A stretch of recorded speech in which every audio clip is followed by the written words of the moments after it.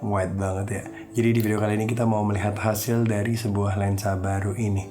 Sebenarnya lensanya sih nggak baru-baru banget ya, aku aja yang baru pakai. Intermezzo sedikit, di video terakhir aku bilang aku baru sembuh dari sakit, tapi habis ngetek video itu ternyata aku sakit lagi, makanya suaranya jadi masih agak bindeng begini ya.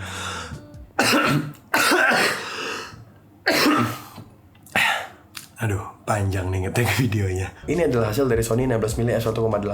Makanya kita bisa dapetin hasil yang kayak gini loh. Field of view-nya tuh masih wide, tapi kita masih bisa dapetin shallow depth of field. Jadi depth of field-nya masih tipis gitu loh. Lihat, ini background-nya masih blur gitu, tapi field of view-nya wide. Itu karena bukan f1.8 ya. Ada beberapa alasan aku milih lensa ini dibandingin teman-temannya. Bukan teman-temannya sih, ada beberapa lensa yang serupa gitu loh vokalingnya. Dari Sony sendiri ada 20 f1.8 dan ada 14mm f1.8. Ini sebenarnya kata-kataku kedengaran dengan jelas gak ya? Semoga sih kedengaran dengan jelas ya. Aku coba dengerin dulu deh habis ini. Aku baru dengerin dan untungnya masih kedengaran cukup jelas juga sih aku ngomong apa gitu ya. Tapi suaranya agak seksi aja gitu ya. Dan ngomongnya agak susah karena kalau salah dikit ya batuk. Tapi ya seperti biasa kita akan lihat dulu hasil dari lensa ini, baru nanti kita omongin gimana ya. Kebetulan aku ada skrip yang perlu gue kerjain juga, jadi aku bakal kerjain itu dan mungkin nge-shoot itu dulu sambil ya nanti kita lihat. Ini lighting yang kita lagi mau bahas di sebuah video pendek ini, seru banget, lihat. Sebentar, salah, user error. Biasa, smart gadget dan user.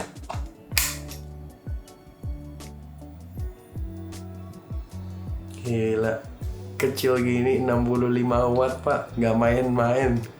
Teknologi ya, seru banget. Gue udah kira lu nggak bakal datang tahu hari ini. Masih muda. Kan dia jokesnya om-om. Ininya udah bapak-bapak juga. Masih seksi ya? Udah mau 2 minggu. Terakhir aku latihan Selasa itu udah sakit sebenarnya. Cuman aku udah bosan. Udah bosan. Kok jadi dikit? Tadinya banyak kayaknya. Udah pada putus. Siapa yang mutusin bajunya? Baik-baik gak? Serius lagi jawabnya? Baik-baik putusnya? Baik-baik. Oh. Kirain nanya tuh ya serius.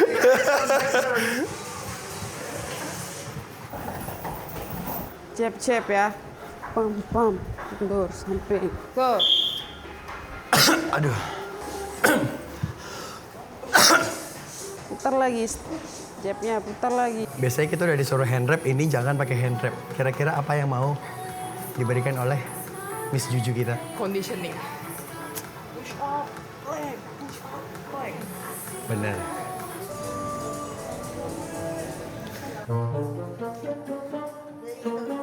Sorry. Wah, lu bener-bener old school sih. Sampai warna hand wrap-nya juga old school anjir.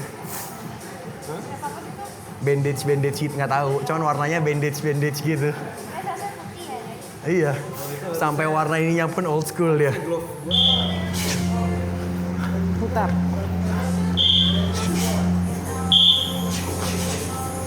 Ayo.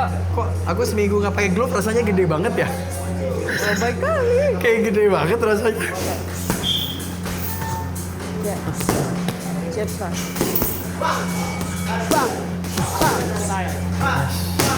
Jab. Big jab. Okay. Jab. Cep counter strike. Bang. Ulang. Bang.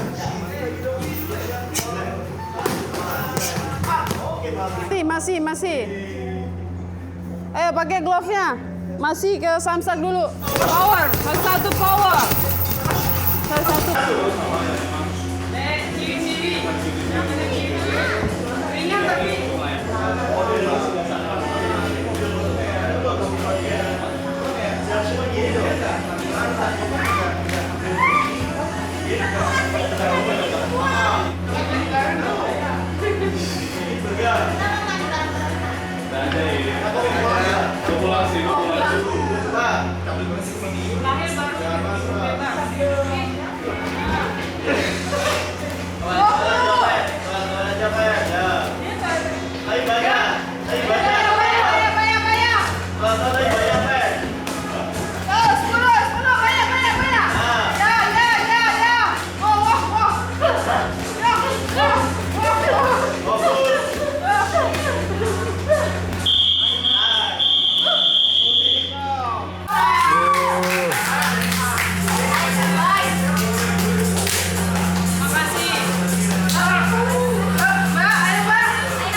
kita sudah di tempat makan, seru banget kayak tempat makannya this morning.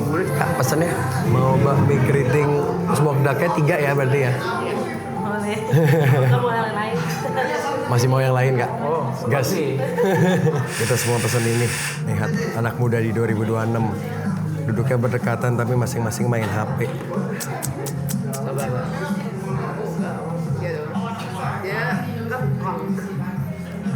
Ang. Jokesnya sih udah ang. Makanan pertama sudah datang, kayak seru sekali tuh. Yang dynamic active stabilization-nya nih. Jadi harusnya agak nge-crop, tapi harusnya sangat stabil. Kayak enak banget.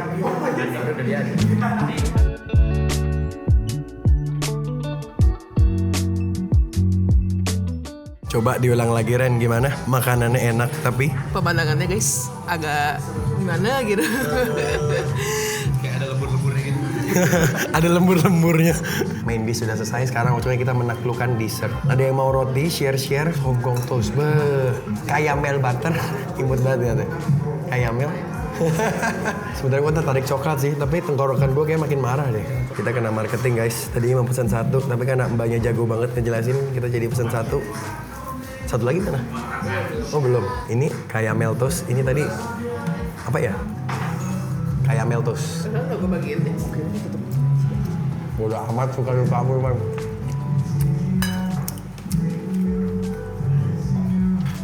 Oke. Kita coba yang ini ya. Ini udah termasuk apa? Mikaya kan? Tapi kayaknya kurang manis. Kamu suka sih? Gak terlalu manis. Ya berarti ini perbedaan itu saja. Menurut gua kurang manis. Oke, buru-buru dulu bet. Ini pandan posisinya. Wah enak. Kayak gue suka ini. Ya, baterainya udah mau habis. Jadi kita udah selesai melakukan semua kegiatan kita hari ini, termasuk membawa jalan yang mulia Rocky. Wah, suaraku kayak udah lebih mendingan nih dari kemarin sebenarnya ya. Walaupun masih agak gimana gitu ya, tapi hari ini harusnya udah sangat jauh lebih jelas ya. Nah, habis ini aku perlu nge-take reel sebentar. Bukan reel sih, shorts. Ya, video vertikal pendek lah intinya. Jadi, mari kita ganti setup dulu.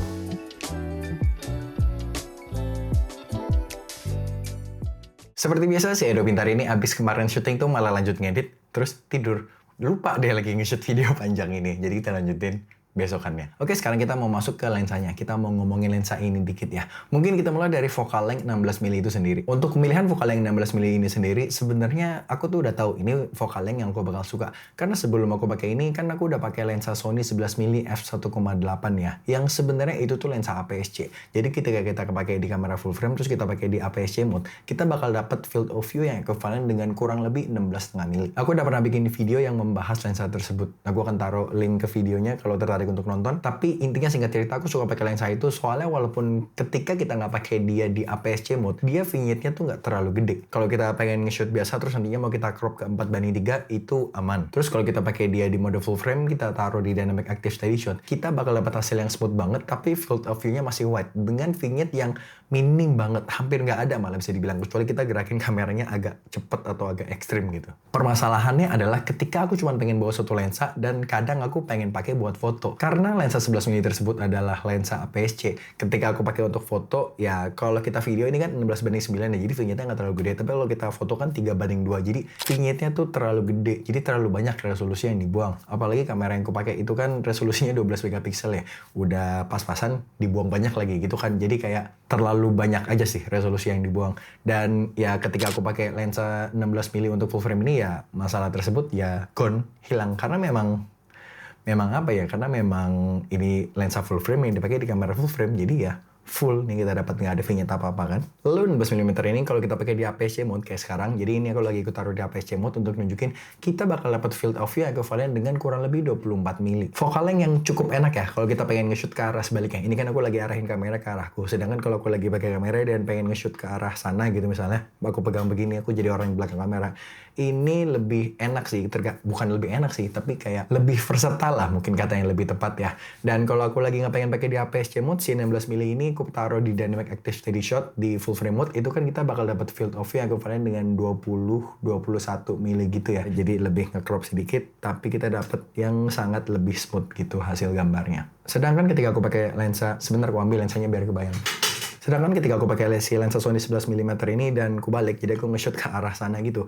Kadang ini tuh masih terlalu wide banget. Jadi kadang tuh agak susah kalau aku pengen nunjukin sesuatu dengan lebih detail. Misalnya kayak pengen nunjukin tulisan gitu atau semacam itulah. Tapi kalau mau dibilang lensa 16mm ini lebih baik daripada si lensa Sony 11mm ini, sebenarnya kayak agak kurang bisa dibandingin sih ya. Yang satu lensa untuk APS-C, satu lensa untuk full frame. Dan sebenarnya kan bisa dibilang kalau ini adalah versi full frame-nya lensa ini sebenarnya in a way ya. Emang ini sebenarnya lensa APS-C, aku aja yang suka pakein lensa APS-C ke body full frame. Karena menurutku ada beberapa kelebihan lah tetap kalau ketika kita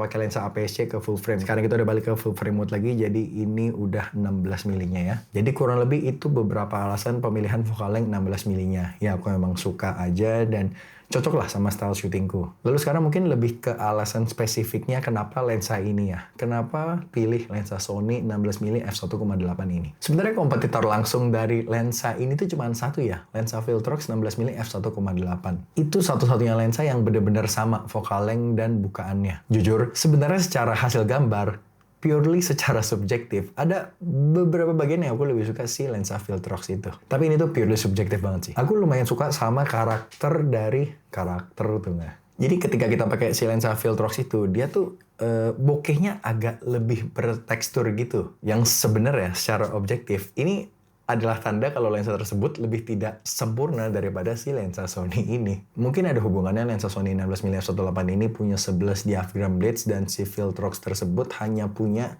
9 diaphragm blades. Tapi jujur aku nggak terlalu paham, jadi silahkan dipastikan lagi sendiri. Tapi selain faktor yang purely subjektif tersebut, sebenarnya sisanya ya dimenangkan oleh si lensa Sony 16mm f1.8 ini. Ada beberapa hal yang aku udah catat biar nggak ada yang kelewat. Nah, yang pertama, lensa Sony ini size-nya lebih kecil, terus dia lebih tajam juga. Filter thread-nya ukurannya 67. Kebanyakan lensaku ya ukuran filter thread-nya tuh ya 67 mm ini. Makanya aku sediain filter tuh cuma dua ukuran, 67 dan 82. Jadi itu poin plus banget buatku. Lalu yang terakhir, minimum focusing distance-nya lebih dekat. Ini tuh minimum focusing distance-nya 13 cm, sedangkan si lensa Viltrox 27 cm. Itu kita belum ngomongin beberapa kelebihan kayak lensa first party dibanding lensa third party. Kayak misalnya ada focus breathing compensation, dan lucunya lensa Viltrox dan Sony ini kan sama-sama 16 mili, tapi si lensa Sony ini lebih wide loh, entah kenapa. Jadi nggak tahu yang mana yang nggak beneran 16 mili, tapi intinya lensa Sony ini ketika kita aktifin ketika kita aktifin focus breathing compensation di lensa Sony ini, kita tuh mesti dapat field of view yang lebih wide, bahkan ketika kita bandingin sama lensa Viltrox yang kita nggak bisa nyalain focus breathing compensation-nya sama sekali. Dan sebenarnya lensa ini kan akan kebanyakan kepake untuk lensa kasual ya, buat bikin konten pribadi, buat vlog ala-ala gitu ya.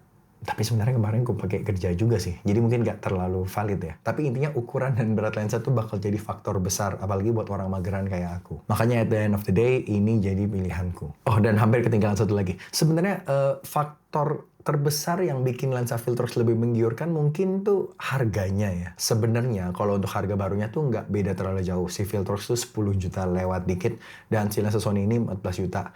4 juta lumayan sih, tapi objectively speaking, sebenarnya itu relatif nggak terlalu jauh. Tapi si lensa Viltrox ini kan bukan lensa baru ya, udah lumayan lama, 2-3 tahun kayaknya ada deh. Jadi kita udah bisa cari secondnya si lensa Viltrox itu. Dan kalau kita cari secondnya, kita tuh bisa dapetin lensa itu di harga 7-8 juta gitu lah. Jadi ya lumayan selisihnya, tiba-tiba lensa ini hampir 2 kali lipatnya. Tapi ya itu kan sebenarnya kita bandingin harga second sama harga baru. Tapi ya silahkan itu jadiin pertimbangan. Dan sebenarnya ada satu lagi yang mungkin kita sebagai Sony shooter nggak bakal ngerasain, tapi ya sekedar info aja. Lensa Sony ini kan kecil banget ya, jadi kayaknya tren Sony belakangan tuh mereka mengecilkan lensa mereka dan banyak melakukan ngebenerinnya tuh kayak secara elektronik. Jadi kayak lensa dan kameranya saling berbicara, jadi mereka akan benerin distorsi gitu-gitunya tuh di kamera. Yang sebenarnya kita nggak akan lihat kalau kita nge-shoot video kayak gini ya, dia udah benerin anyway gitu. Jadi kita bisa ngeliat itu ketika kita matiin semua kompensasi distorsinya segala macem, atau nggak kita lagi nge-shoot foto raw. Pengaruhnya di kita adalah sebenarnya ya berarti secara otomatis sharpness-nya akan berkurang sedikit. Tapi karena lensa ini sebenarnya lebih tajam daripada si lensa Viltrox tersebut, setelah dilakukan pembenaran segala macam itu ya lensa ini tetap lebih tajam daripada si lensa Viltrox. Tapi itu kan berarti ketika lensa Sony ini kita pakein di badan Sony, ya nggak akan ada masalah. Permasalahannya mungkin ketika kita pengen adapt lensa ini ke kamera lain. Misalkan sekarang kan banyak tuh ya, ada adaptor dari Viltrox ataupun Megadep, jadi kita bisa pakai lensa Sony ke kamera Nikon.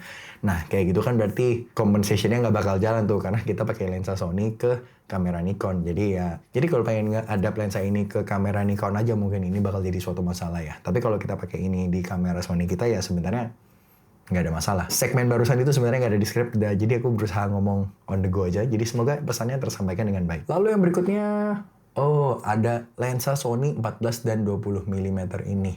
Kita sempat bahas dikit kemarin ya. Tapi sebenarnya ada lensa Sony lain yang fokalnya mendekati, yaitu si lensa Sony 14 mm G Master dan 20 mm f1.8 G juga, sama kayak si 16 mm ini. Opsi pertama, si Sony 14 mm G Master.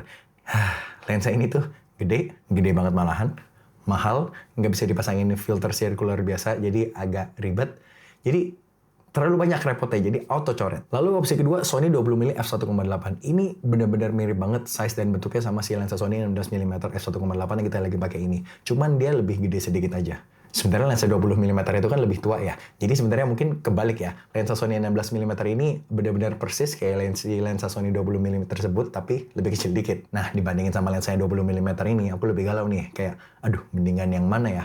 Tapi balik ke alasan pemilihan vokal yang 16mm tadi. Kayak 16mm ini, aku udah tahu ini vokal yang aku bakal suka dan cocok. Sesuai lah sama aku sukanya gimana dan style syutingku seperti apa, ini aku udah tahu bakal cocok. Terus di APS-C Mode tadi kita dapat vokalnya yang ekivalen dengan 24 mili. Jadi ya setelah digabungin tuh semua alasan yang kita ngomongin dari tadi, ya aku berkesimpulan kalau lensa Sony 16mm ini adalah pilihan yang lebih tepat untuk style syutingku. Dan selera juga, yang pastinya sangat subjektif. Jadi overall setelah memakai lensa ini selama udah 2 mingguan, ternyata cepet banget ya. Aku bisa bilang aku puas banget sama lensa ini. Kalau kita lagi beraktivitas dan kita pengen ngerekam, ya udah kita tinggal pares yang ini di kamera kita, terus kita taruh di ujung.